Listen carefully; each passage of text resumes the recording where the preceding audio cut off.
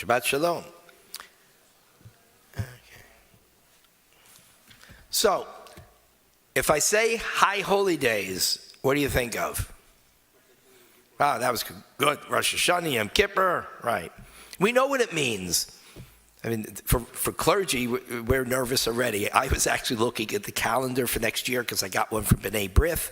It's a very interesting calendar. They put some real weird things on it. And I already looked to see because I got to know which days are going to be Rosh Hashanah, Yom Kippur, what it's going to lead into.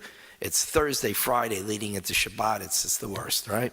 But it's not till October. But high holidays, we always are planning far in advance. We know it's September, October, it's Rosh Hashanah, it's Yom Kippur, it's Sukkot, it's Simchas Torah. All happen in 23 days. And then there's a few Shabbatot in between.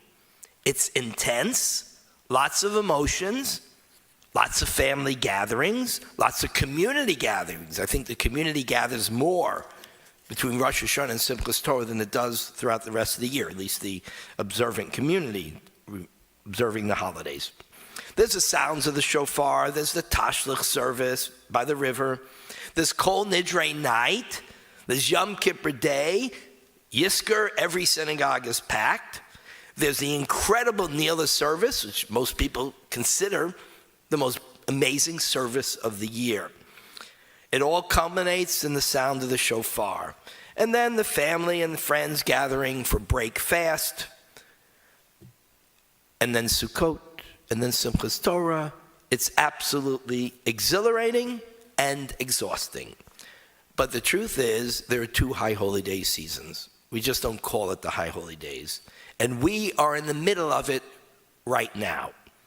We begin with preparations for Pesach. 2-3 weeks of preparation. Going to the store, finding the kosher Pesach stuff, cleaning, preparing for Seder. We do more preparing for Pesach than we do for Rosh Hashanah, Yom Kippur, or Sukkot. In fact, more than any other holiday. Hanukkah, you take out your menorah, you make sure you have some candles. Okay, so if you make real latkes from scratch, it makes a little effort, right? Purim. Okay, if you have some kids, you might make a costume, but the truth is they all buy it on Amazon. And then you come and you hear the Megillah read. Yom Kippur, you have to prepare the break fast, or you get lucky and get invited someplace else. But Pesach, you get rid of the chametz, you prepare the seders, it's big stuff. The message is huge. From slavery to freedom. That's as powerful as the message of Rosh Hashanah Yom Kippur. Rosh Hashanah Yom Kippur is about us as individuals, from being enslaved to bad behavior to finding better behavior. But Pesach is the whole nation. Slavery to freedom. It's hopeful, it's exhilarating. Then, within 1 week, what are we doing? Tomorrow night, Holocaust Memorial Day. The worst period in all of Jewish history.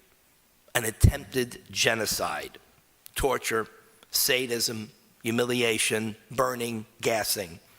The lowest point, not only in Jewish history, it's the lowest point in the history of humanity. And then a week later, the following Sunday night, we will open the walls, and there'll be 900 to 1,000 people here for Yom HaZikaron, Israel's Memorial Day. For soldiers, victims of terror since the founding of the state, a number that approaches, and perhaps after October 7th, and this war will surpass 28,000 since 1947. That would be the equivalent, if you do the math, of 1,320,000 American deaths in wars and terror.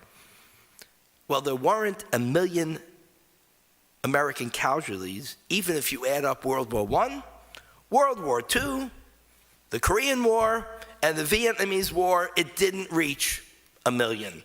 And that's a long history, not just a short history from 47 to today. Yom HaZikaron this year is obviously more traumatic after October 7th. But 1 week later, we'll gather here for what? A big Yom Ha'atzmaut celebration. The greatest event. We go from the lowest event to the greatest event of the last 2,000 years of Jewish history. Triumph, redemption, hope. So talk about emotional rides, up and down, up and down. A 3-week period of time, this high holidays we would call an emotional roller coaster. So how do we relate to this period of time, which took us out of Egypt, had us lighting 6 memorial candles, one for each of the 6 million, then mourning the Israeli soldiers and the victims of terror, and then singing and dancing on Yom HaAtzmaut? How do we relate to that emotional roller coaster? Well, I think there's an answer, which I don't know if it's intentional, but there's an answer in our Torah readings. The one that we began this morning, Acharei Mot. Next week, we will read Kedoshim. The week after, we will read Emor. Acharei Mot means after the death. Kedoshim means the holy ones, the innocent ones, the ones fighting for the Jewish people. And Emor means speak out. After the death of innocence, you must speak out. Is it a coincidence? Or is there an embedded message? Well, the rabbis, they're the ones who decided where we begin a Torah reading and end each Torah reading. They decided what the title of the Torah reading would be. They chose Acharei Mot, Kedoshim, Emor. After the death of innocence, you are commanded to speak out. And they knew it always came around the time of Pesach. We have that celebration. They had that celebration. But we could say they didn't have a Holocaust, but it's not true. Imagine living during the time of the destruction of the temple by the Romans. At least 1 million dead Jews in that war. That was close to half the population, not 1/3. Loss of sovereignty. Thousands, if not tens of thousands of Jews taken to Rome as slaves. That was their Holocaust. So they had Acharei Mot, and they had the Kedoshim, all those who died in the war against Rome. And then the Bar Kokhba Rome war, less than a century later, which was as devastating as the first war. And they certainly had Emor. They had the command to speak out. Did they set this sequence up purposely? I think so. Can't prove it. The rabbis were very deliberate in their teaching and very, very subtle because they wanted us to dig deep and pull out the lessons. So what does that mean for us today? After the death of innocence, speak out. Acharei Mot, Kedoshim, Emor. We certainly have the Acharei Mot. After the death with the Holocaust, we have the Kedoshim, the innocent ones, pretty much all of them, who were slaughtered and burned. And we have the very same images from October 7th, the worst day in Jewish history since the Holocaust, with similar horrible murders, sadism, torture, humanity at its lowest point. So we certainly have the Kedoshim, the innocent ones who suffered on October 7th. The holy ones, the elderly, the women, the girls, the babies, and the soldiers too. You can say, but they're soldiers. Well, there's a simple fact that we don't hear about very often. They don't talk about it too much. And that is, they forget to mention, and the demonstrations totally ignore, there was a ceasefire on October 6th. Israel, in spite of being bombarded by thousands of missiles, agreed to a ceasefire. Israel in history has never broken a ceasefire, ever. And Hamas has never honored a ceasefire. So I wonder, and why they don't ask the question, why would anybody think that accepting a ceasefire now, with, of course, release of hostages as the number one condition, and with Hamas leaving Gaza would be any different. They would honor a new ceasefire that they have never honored before, and that their religious conviction forbids them to honor. Why would they honor a new ceasefire? It's a naivete that goes beyond reason. It's plain outright anti-Zionism. The soldiers killed on October 7th were observing that ceasefire. And they are innocents as well as they are Kedoshim, holy ones who died defending the Jewish state and the Jewish people. So we get to the final, and that's Emor. We have the deaths. We have the deaths of innocents. The third parsha will be speak out. How? How to speak out. The most thing important is not to retreat in the face of the lies. Those lies must be called out over and over and over again. There was a professor from UCLA who said this in her tweets and on national TV.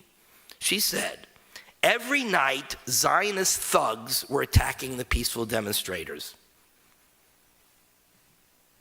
The demonstrators were not peaceful. There was nothing peaceful about the UCLA demonstrations. They confronted Jewish students.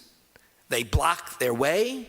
They cornered women, Jewish female students, and screamed at them and spat at them.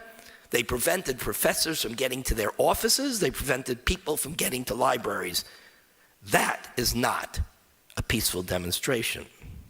There was one night, not every night, one night that a group of pro-Israel counter-demonstrators did engage in violence.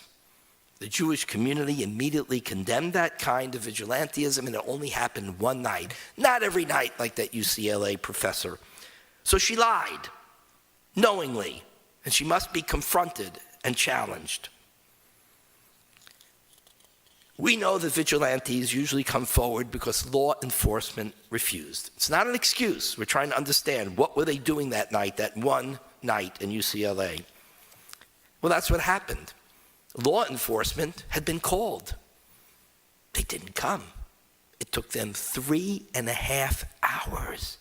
I get the traffic's tough in UCLA, in LA area. It's not that tough. Police take 3.5 hours to arrive at a 9/11 call about violence? We agree with self-defense, but not with initiating an attack. The media, in many cases, is lying. The demonstrators are lying. The professors are lying. And more, speak out, challenge the lies. They deny October 7th even happened, many of them. They accuse Israel of genocide. The population of Gaza from 1967 to today has doubled, more than doubled. We flunked genocide. Their population has increased more than any other population on the face of the earth. They talk about it's the most crowded place on the face of the earth. That's a total lie. It's not even close to the most crowded. But if they're telling us how crowded it is, how has there been a genocide? It's irrational. It's a lie. I hear, and you see signs, that they're occupying Gaza. Haven't been in Gaza for over 15 years, not one single Jew, not one Israeli. In fact, we had a lieutenant colonel who spoke here the other night. He says, you know why we're doing well in Judea and Samaria and we're preventing an outbreak of serious attacks from Hamas? Because Hamas is embedded in Judea and Samaria. He says, because we're present there. We're there. We're in Judea, Samaria. We know what's going on. We know they are. In Gaza, because we left, we were blind and deaf. We had no idea what was going on. And that's why we failed so miserably. We had no eyes, we had no ears on the ground. So no, Israel hasn't occupied Gaza in way more than a decade. Another lie that we have to confront. Israel is intentionally killing civilians. Or the civilians didn't celebrate 9/11 on October 7th. Israel is a colonialist enterprise. The demonstrations are mostly peaceful. Free speech is under attack. Falsehood after falsehood after falsehood. It's the Goebbels approach. If you say the lies quick enough, often enough, frequently enough, people start to think they're true. So we need to fight back. We need to educate ourselves. And our kids need to not only know the facts, but they need to know how to answer. Otherwise, they're overwhelmed and they're frustrated. We have to make sure that these things are not being taught in our public schools and universities. They have found curriculums. Literally, there was a curriculum that was about to be put into effect in the Livingston, New Jersey area. I know this because our nephew and niece lives there, and they have little kids, so they're checking out, the public schools and the curriculums. The curriculum absolutely in writing said Israel's a colonial society and guilty of genocide. In a public school curriculum. That curriculum's not going to make it to the public school. They're going to prevent it. If they have to go to court, they'll prevent it. They've already threatened lawsuits, and that's when the school system retreats. They don't like lawsuits. It's very costly. They know they'll lose because they know it's a lie. But this is happening in public school curriculums. It's certainly happening in university curriculums. So we have a great deal of work to do in order to fight back against the lies. Emor, speak out. After the death of innocence, our most important mitzvah is lemor, to speak out, to educate ourselves and our kids. It's a very big job, but speaking out has always been a very big and difficult job. And the Jewish world has always spoken out against injustice and falsehoods. And we have the power to do that in this period of time in our history. Next week, we will have with us specialists who teach how to speak out, how they call mythbusters, how to teach us and our kids to bust those myths, those falsehoods. They're a Zionist educational organization. Friday night, the topic will be, how did Zionism become a dirty word? In 1967, the world was clapping and cheering Israel. In 73, they felt terrible and supported Israel. And now, 2024, we have parts of the world, particularly the media, that is trashing Zionism. Somehow Zionism has become a dirty word. How did that happen? And Saturday morning, the topic will be, why are we losing the PR war, the public relations war about Israel and Zionism? It's the greatest story of this period of time, a people who rose from the Holocaust, devastated, returned to their homeland, established a state, took in more refugees than any country has ever done in that period of time, and has become an economic power, a political power, a power of intellectualism, medical advances in all the sciences. It's the greatest story, and we don't know how to tell it. So that topic will be, why are we losing the PR war? Meaning, how can we start to win the PR war? So that'll be, it's at services. Friday night will be a speaker, and it's Shabbat morning. Then we'll have lunch with the speakers, and that'll be the question and answer in a breakout session with Tachlis. They're going to give you materials in your hands that you can share with children and grandchildren, and also we need ourselves to be educated because we don't have all these facts at the top of our heads or the tip of our tongues. And that will be Cherut's the organization. Cherut comes from Menachem Begin, was a Cherut party, Jabotinsky, proud Zionist. That's why they picked the word, because Begin was a proud Zionist who refused to back down when he was defending the people of Israel. So hope you join us next Friday night and Shabbat morning, and we'll continue now and finish up with our Musaf service, and we have a Kiddush luncheon immediately afterwards.